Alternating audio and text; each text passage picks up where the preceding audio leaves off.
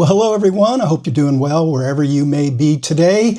And last week, I posted a video of Lightroom 2026. Seems the most comments I got was that I put in the title 2006. I'm new at all of this, guys, so bear with me. There's going to be mistakes. Judge me on the content, not on a silly little typo that was in there. I think most of you got that it was a typo, but I do appreciate those who write in and let me know, the ones that did it in a nice tone. Those of you that just hammered me like I was, some idiot for not even getting the title right, you're gone. I don't need you. I've been at this game a long time. I've been a professional photographer going on close to 50 years now. Yeah, I'm officially an old guy. And what I wanted to show you today was what I found in Photoshop 2026. And I got to let you know, I spent quite a bit of time, hours, in fact, pouring through Photoshop, trying to see what related to landscape photographers, because that's what I am primarily. I'm a landscape photographer, and I like to share that with you. I've come up with three things I think they're worth looking at. One's kind of a fun little thing, as you'll see in a moment. One's very minor. We're going to start with that. And then one I think actually has some bearing, but I will put in the caveats when we get to it. So let's take a look at this first scene. I was actually combing through some old iPhone photos, and this is one that was captured up in Northern California, up above Ukiah, on a foggy Christmas Day, I think it was, Christmas Eve or Christmas Day last year.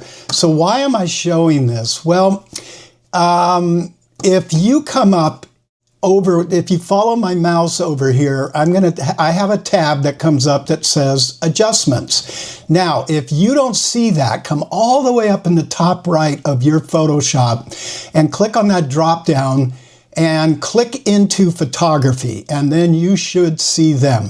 I am on something called a TK9. This is a custom setup because I use the TK9 panel, and you can see I have different tabs that I can get back to his panel. Here's a histogram, my properties. But I ended up dragging the adjustment panel up there to show you this.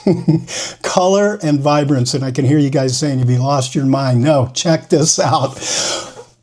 Adobe Photoshop came out in 1987. That's what, 37 years ago? Almost 38? And they finally added what is called a color and vibrance panel. You used to be able just to get the vibrance alone or saturation alone, but you could never get back into your color. The workaround was to come up under filters and go back into Adobe Camera Raw. Now we got it. So I can take like my vibrance and move it up a little bit. I can take some saturation. Ooh, that's not looking too good. Let's say I want to reduce some green. I now have a hue slider, and I could tug on that very slightly. I may need to warm it up a little bit, but you got all four sliders here.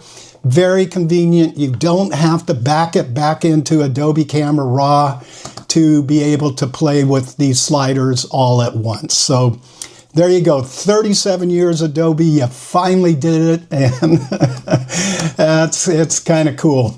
Okay, let's go over to the fun one, and then I'm going to save what I think is the most practical for the last. Adobe, it appears to me, in 2026, is going even deeper into AI. And because I'm a landscape photographer, as you're looking at a picture I captured in a workshop I did over in Africa with Pierre Steenberg and Henning de Beer a number of years ago. We actually did a couple. We went over 3 years in a row to a couple different countries over here.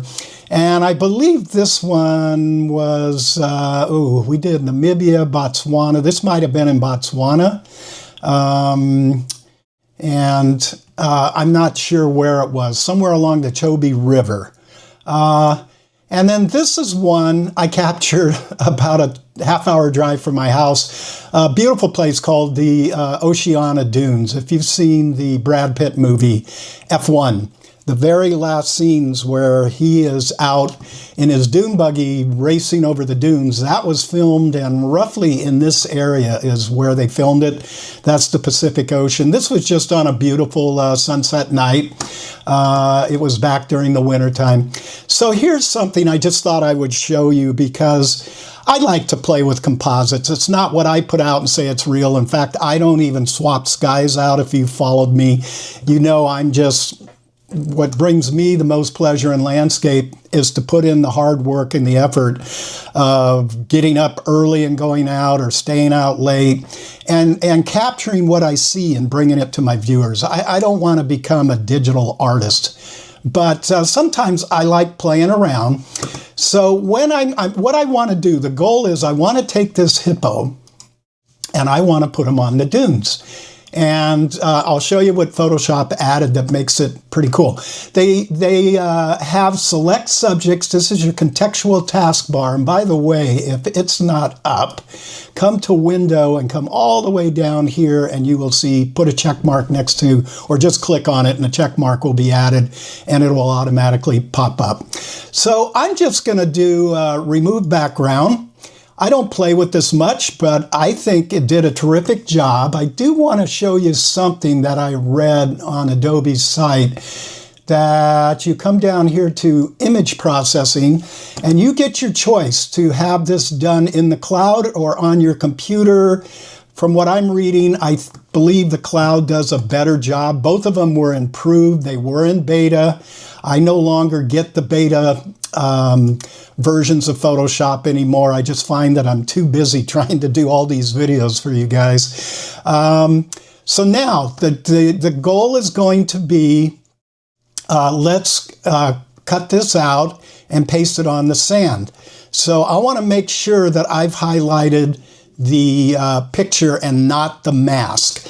And so I'm going to I'm going to show you two ways to do this. Come under Edit, and you can come down here to Copy, which is also Command-C.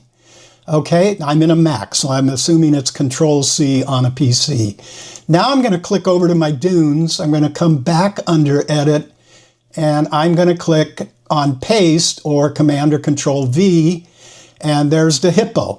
But you say, wow, that's just dominating the scene. Okay, so I'm going to go to Transform, and that's going to be Command. I'm going to scale it, so it's going to be Command-T.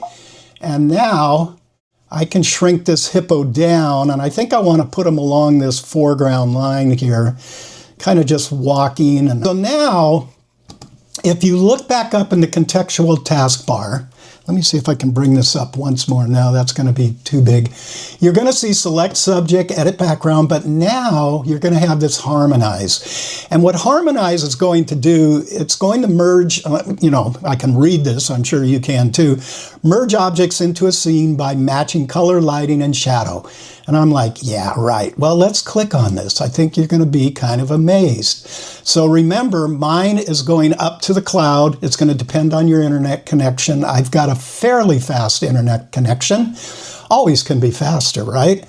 And I'm going to send it up to the cloud. And let's see, it should come back with 3 variations. You can see they're spinning over here in my Properties panel. So if your Properties panel should come up automatically. Well, this is what I would expect, because the sun is setting out here and it's backlit, but not only does it get that looking pretty good, it gets the shadow. Look at that. So here's my 3 variations. I can click number 2, less of a shadow. I don't like that. Number 3, more of a shadow, but the hippo's still dark. I'm going to come back to number 1 because I think that's too hard of a shadow, actually, for that sky. So I like that, a little softer shadow. How do we bring the hippo back? Come over to your opacity slider and lower it down. Make sure the layer you want, the one with the hippo, is selected. And we are going to lower this down a little bit.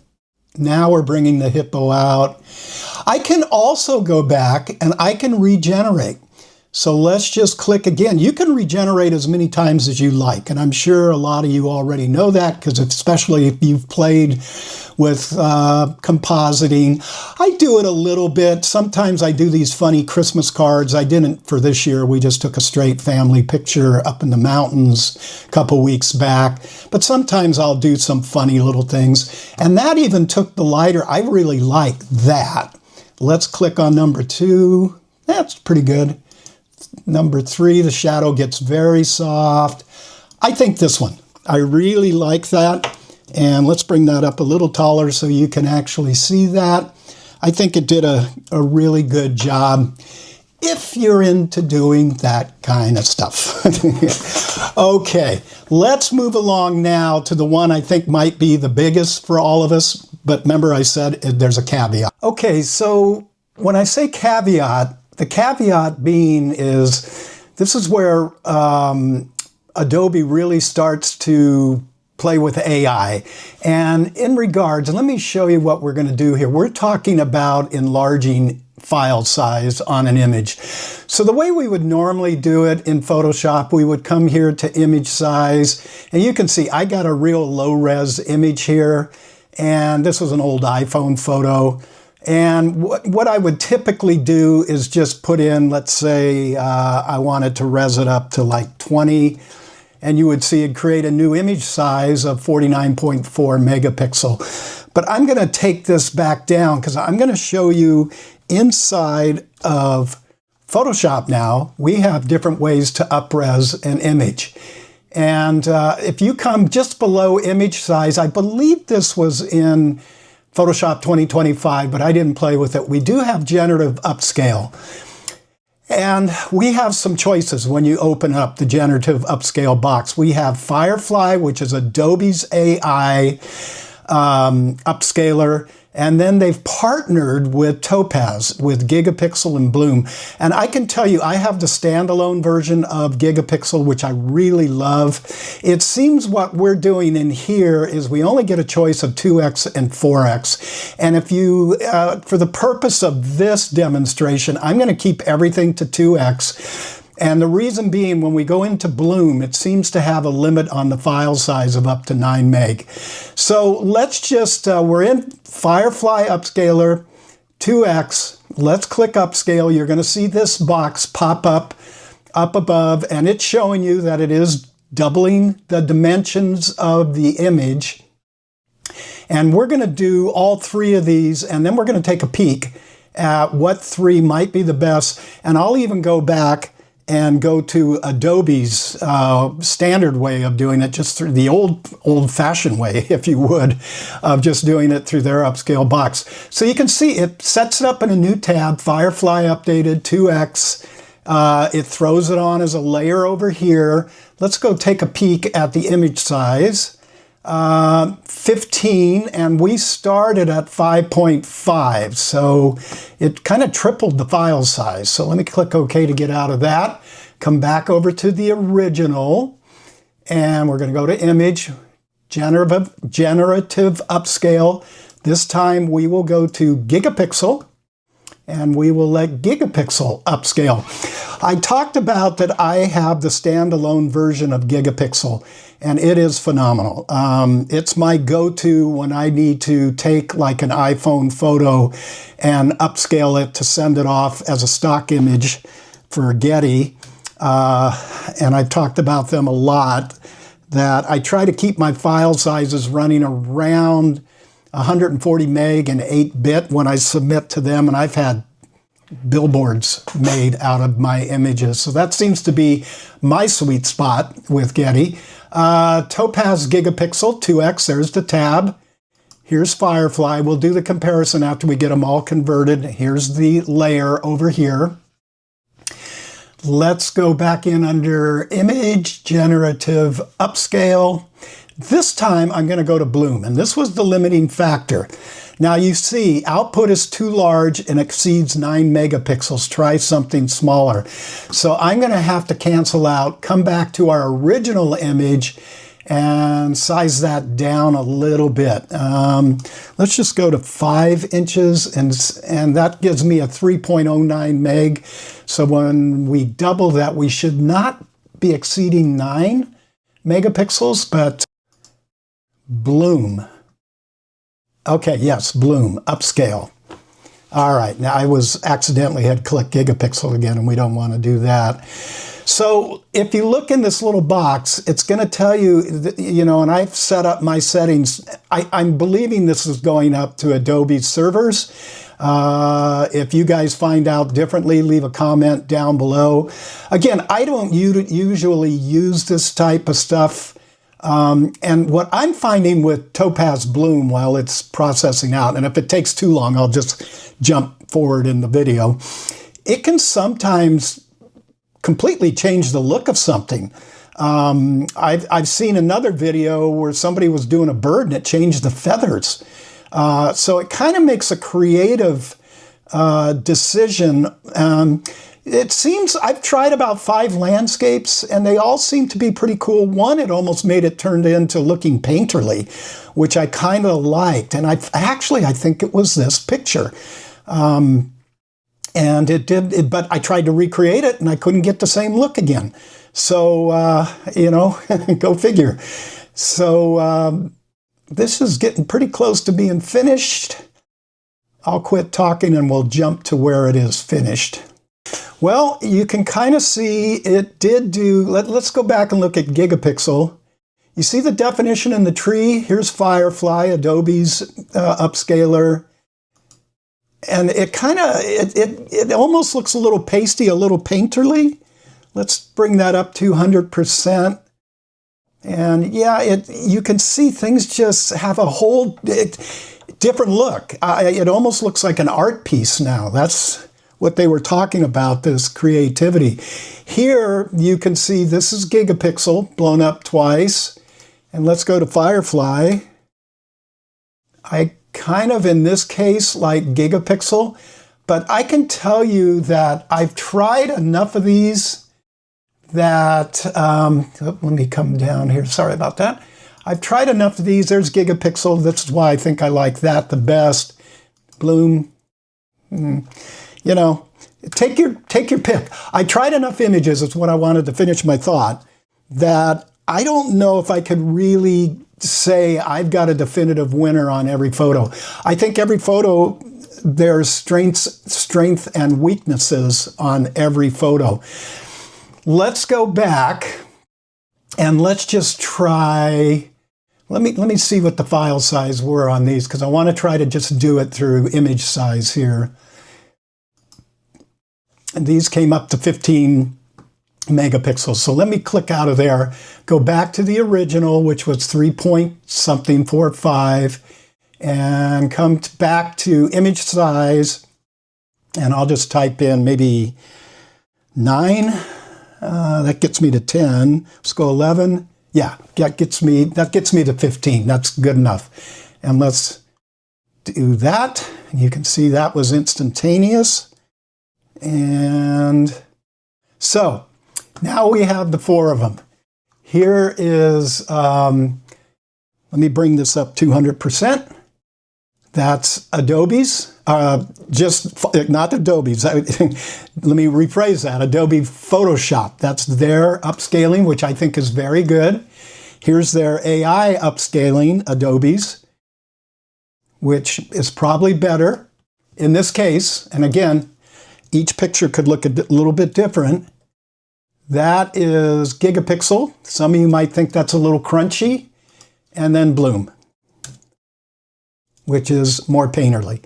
I could live with Bloom in this case. But you guys make your choices. That's what this is all about. I just wanted to show you how it works. For me, what will I do? I'll keep playing with this. Anything new. I've only been working with this for about 3 days at various blocks of time, but probably in total I've put in maybe 8 hours on this, looking at it. So it's, I have run different photos through. But you make your own choice on your own photo. It's all good. And, keep, what I say is just let's keep being creative, guys. That's what it's all about for me. I think that's what it's all about to you. That's what puts us in our happy place. And being out in nature and doing this, and then coming back and processing, it's all good with me. Hey, next week, if you join us, I'm going to be back out on location, this time in Pismo Beach, California. And there is going to be a sand art festival. It will have already taken place by the time you've seen this. And I plan to go down for a couple of late afternoon in through sunset shoots and film it and see what we can come up with and just have something fun and a little bit different next week. So I hope you join me. Until then, get out, keep staying creative. If you've got Lightroom 2026 and the new Photoshop 2026, play around with these new techniques. Let me know what you think. Put them in the comments below. I'd love to hear your thoughts, you know. I'm not the be-all and end-all on this stuff. I can only give you my interpretation of what's going on. So stay out, stay creative, great for the soul. We'll see you all next week.